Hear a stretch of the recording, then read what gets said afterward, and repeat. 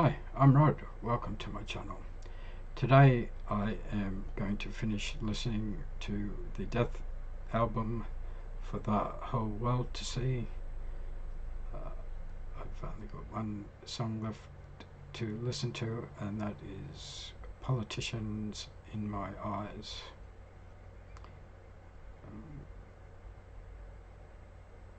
So, here we go.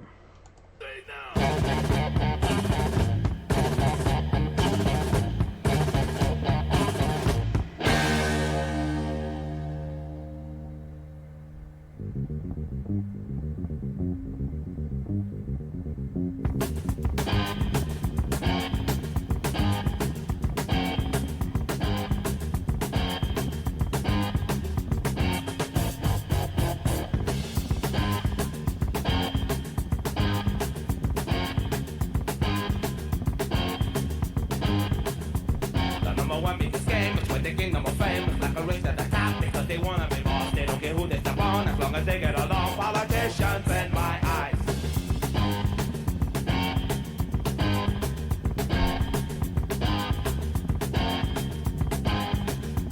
They care less about you, they care less about me. As long as they are put in the place that they want to be. They're always wearing small smiles like they go with the style. Politicians in my eyes.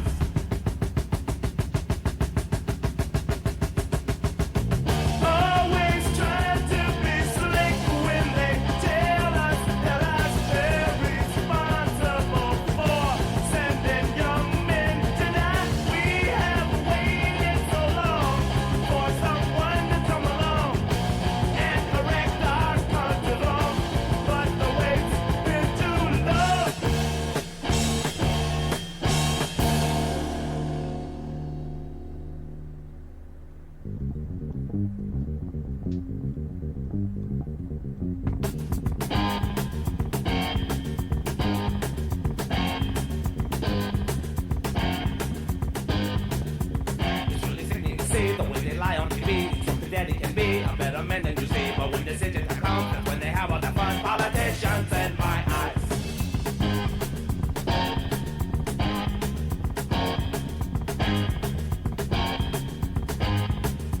They're always trying to convince us like we don't have the sense. They look just like kings and queens, but they do real stupid things. That they you choose to them because you're their biggest friends. Politicians in my eyes.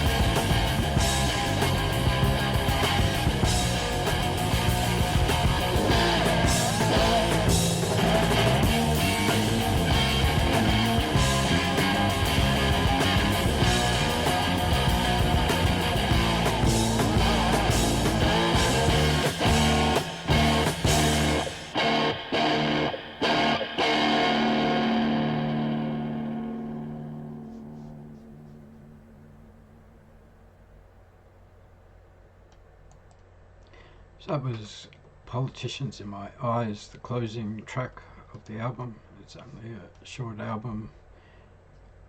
They only recorded 7 of the 12 songs that were originally done because of a disagreement with, I can't remember, with the manager of the record company or the producer, but they refused to change their name, so they got dumped. I would say this might have been the most political song on. The title kind of gives it away that it is a political song. It's a criticism of politicians and how governments work. There's the narrator's saying that they all just want to be, well, in the American case, the president. Here in Australia, to be the Prime Minister. And that they'll do anything to get there. And that they send soldiers to war to die. When this was written, the Vietnam War would have still been fresh in everybody's minds.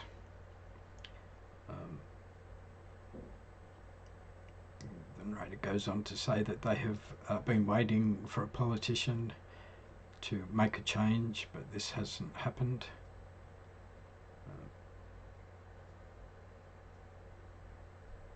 The narrator then goes on to say that politicians have it in them to do a better job than what they do, but they just don't.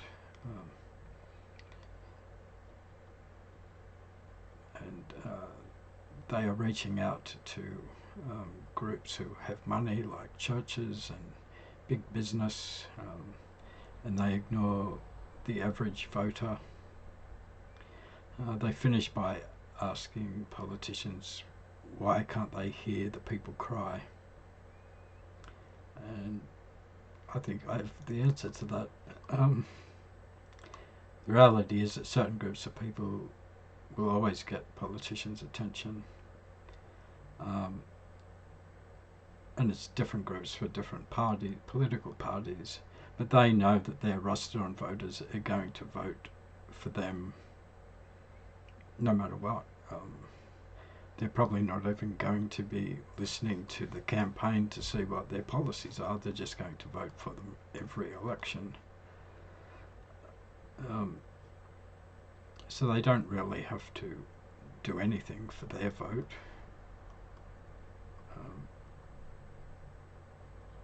There was a lot of people when Trump got elected saying, well, how could people vote for him? But there was a certain group of people that would have voted for the Republicans. It wouldn't matter who it was.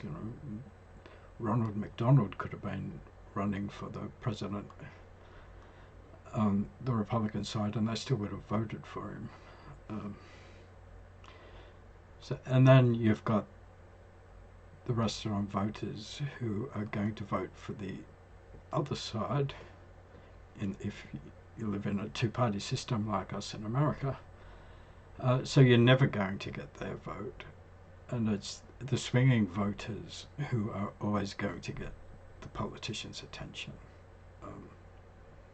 because it's their vote who could go either way. I'm not sure what the situation is in America or other places, but in Australia the swinging vote is growing. In my voting lifetime it has probably doubled. I think when I was 18 the major parties had about 40% of the vote each. With about 20% swinging voters. Now they only have around 30% of the vote each, with probably about 40% that are either going to vote minor parties or they're swinging voters.